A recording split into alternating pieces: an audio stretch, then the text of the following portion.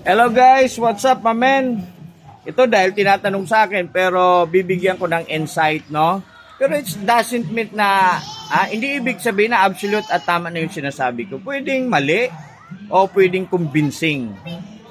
Yan, no? Bibigyan ko insight. Ang bibigyan kong insight dalawa. Unang-una, ang first na tanong dito sa akin, kailangan ba mag-plug ang referee sa lead? Yung pag may nag-attempt shot for a goal for 3 points shot.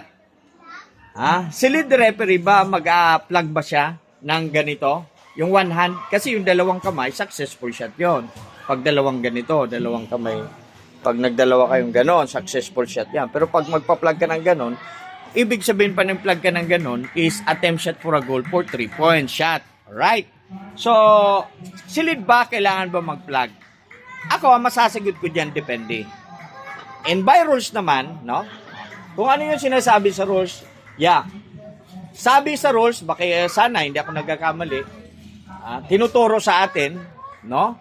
Na hindi dapat nagpa-plug ang lead referee sa ilalim. Yan, wala naman masama talaga actually. Yan naman ang turo di ba? Na hindi nagpa-plug ang lead sa attempt shot for a goal.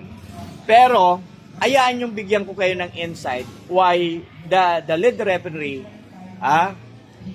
helping or assisting, tumutulong ang lead referee sa pamamagitan ng pag-plug ng kanyang kamay sa attempt shot for a goal sa 3 points. Bakit tumutulong? Like for an instance, no, sa senaryo na nagkaroon ng transition backward to front court ang nangyari. Okay? Transition. Dahil transition yan, meaning, backward to front court, bola ng Team A, ibig sabihin, maaaring, o sabihin na lang natin, lahat ng player ay occupied ang buong court. Ibig sabihin, may mga players na nasa backcourt, may mga players na nasa front court. So, transition, backward to front court, sa madaling salita, ang gagawin ng referee na kung saan si Trill magiging lead sa transition, backward to front court. Yung trail kasi, mga players and coaches, yan yung sa ibabaw na referee, hindi yung sa ilalim. Alright? Yung nasa ibabaw na referee, tatakbo kagad yan mula sa backcourt papunta sa front court. Siya ang trail, magiging lead na siya. So, sino yung magiging makakasama niya sa pagtakbo? Sasamahan siya, si trail to lead, no? Si trail na magiging lead, sasabayan siya ni center referee. Dahil transition nga. Okay? Si center referee kasabayan sa pagtakbo o sa paghatid or I should say sa transition na ginagawa ng opensa. So, dalawa na lang ang referee na nandoon. Dalawa lang ang referee na nasa front court sa madaling salita. So, yung isang referee na originally na nasa backcourt wherein he remains lead doon sa backcourt, pero lead to trail na siya dapat. Pero, what I'm trying to tell you, nananatili siya sa backcourt. So, ibig sabihin, no, may dalawang referee na nasa frontcourt, may isang referee na nasa backcourt. Right? In form, referee is tatlo. But in substance, when we are talking or looking in the frontcourt, only two referee were there. Dalawang referee lang ang nandun. Kaya, in substance, ang nag-officiate, ang referee na nagre-refereeing sa frontcourt ay dalawa. Kaya, let me say it in the way like this. From 3PO to 2PO sila in terms of in frontcourt. Sa frontcourt, 2 referee lang ang nandun. So, ang ginagawa ng 2 referee is parang 2PO na sila. Dalawa lang ang referee sa frontcourt So now, may nag-attempt shot for a goal doon sa 3-point area. May mga referee, hindi lahat, pero hindi natin may pagkakaila, lalo na sa grassroots level, na hindi makatakbo, hindi makahabol sa takbuhan sa transition, lalo na yan si center referee. So, align siya, hindi niya makikita yung player, let's say A1, na nag-attempt shot for a goal for 3 point. Hindi niya makita kung nakapak ba yung paa doon sa guhit ng 3-point arc or hindi. kasi align siya or malayo siya dahil hindi niya mahabol at hindi niya na kaya tumakbo si center referee. Alright, sa madaling salita, si trail to lead na nasa ilalim, yung mga nasa front court na referee, yung sa ilalim na referee, tinitingnan niya yung kasama niya at kilala mo yung kasama mo na alam mo hindi niya nakikita kung 3-point shot attempt for a goal yung ginawa ni A1 sa pagtira sa pag 3 points. So doon na yung instance na si lead referee ng front court kasi transition backward to front court, si lead referee mag-a-assist. Magbibigay ka ng assistance doon sa kasama mong referee na si center referee. Sana ngayon si trail? Yung pinaka-trail, na pag nasa front court, nandoon siya sa backcourt Kaya hindi man siya makakatulong. Kaya si center referee, hindi niya nakita, so mag-assist ka. Si lead referee, mag-assist ka. Para ma-confirm, magkaroon ng confidence si center referee na 3-point shot attempt for goal. So gaganon ngayon si center referee dahil siya yung visible o malapit doon sa committee. Remember, no, tinitingnan niya ng committee, lalong-lalo na sa grassroots level, may barker dyan. Hindi niya maisigaw kung 3-point shot attempt for a goal or 2-point shot attempt for a goal. That's the essence. Nangyayari kasi yan na pag-plug ng lead referee, meaning yung trail to lead sa transition na nasa front court, kapag from 3PO to 2PO and substance. Although the formation or the referee there is 3 referees. But really, sa example na binigay ko, there is really an instance na 2PO ang officiating sa transition na kung saan backward to front court. Alright? So dagdagan ko another question. Mayroon pang tinanong na kailangan bang mag-validate o mag-basket count na signal ang referee na si trail or center referee. Mayroong professional league na ginagawa po talaga yan to basket count na ipakita sa committee na nag-shoot na mayroong pagpuntos na nangyari. Ang gumagawa po niyan, pwedeng si trail, pwedeng si center referee. Alright. By rules, by FIBA, sa seminar, hindi tinuturo yan na hindi na daw kailangan. Kasi sabi, namimihasa daw kasi ang committee because that is the job of the committee to look at, no? Not just often, not just sometimes, but all the time. Dapat tinitingnan yan ng committee. Yan yung reason. Perhaps that's the reasons of the referee na kailangan ang committee maging focus. Mag-focus. Hindi na kailangan ginaganon daw ng center referee or trail referee. Yung basket count. Yan yung sinasabi.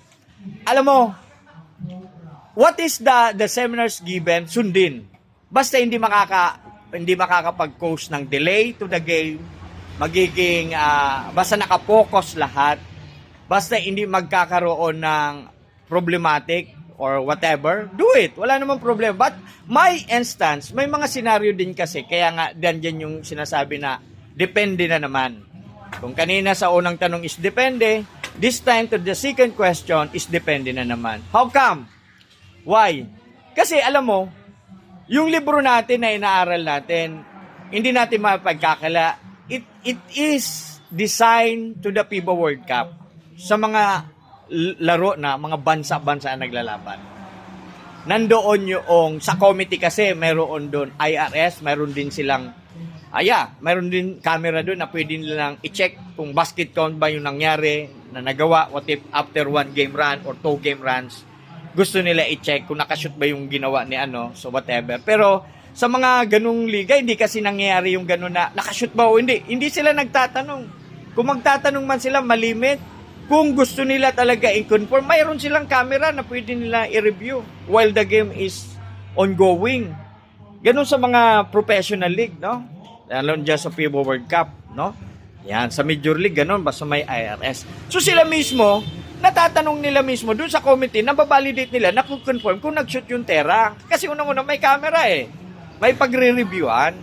Kaya that is why, the referee there, hindi na kailangan mag-signal kung basket count o hindi. Kasi, nakapokus lahat. Iba kasi sa professional league, Major League, o FIBA World Cup, iba, nakapokus lahat dyan Hindi dyan relax. So, what I'm trying to tell you, is an instance ng mga binyo like grassroots level. Hindi natin may pagkakaila na sa grassroots level, ang iba dyan nagkukwentuhan, hindi nakapokus. Kasi, ganun walang ka-pressure para sa kanila. No. Hindi nakapokus. Kaya dapat kung nakapokus, applicable sana yan na hindi na sana nagbabasket count. Pero look, minsan, ang committee nagtatanong sa referee, ref, nakashoot ba? After 1 game running or 2 game running, nagtatanong, nakashoot ba yung tira ni ano? That's the problem. Walang camera At pare-parehas pa sila, hindi alam yung nasa committee dahil nagkukwentuhan. Nagkukwentuhan. Wala silang ma-review kung nakashoot o hindi. So, that is why, this is unsolicited advice from me.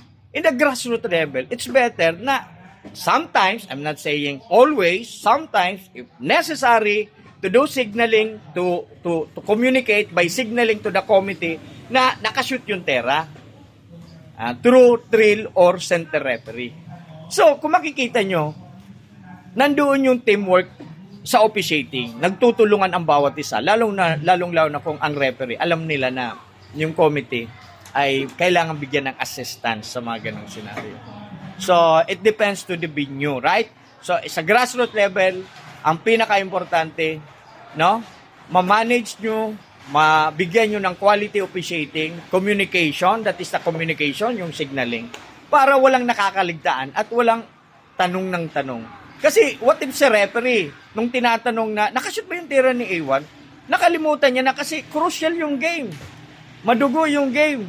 Abang tinatanong mo yung referee, si committee nagtatanong, nakashoot ba yung tira ni A1? Si referee naman, ginugulo pa nung coach. Nag-iisip si referee kung paano ang management, kung ano ang resumption, ano ang interpretation sa special situation na nangyari.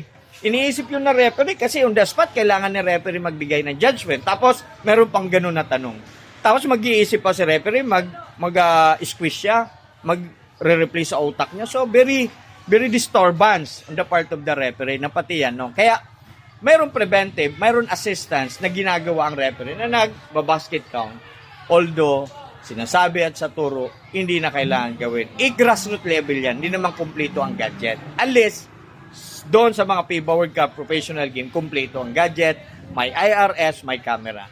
That's my insight, Why I'm telling this? For you to know how to give a reason. And it depends to the commissioner or technical head there in the venue. Sa laro na iyan, sa tournament na iyan, so at least, napaliwanag ko yung insight ko. Pero always respect what is the procedure, protocol, mechanics, signaling, that norms o nakasanayan na sa tournament na iyan.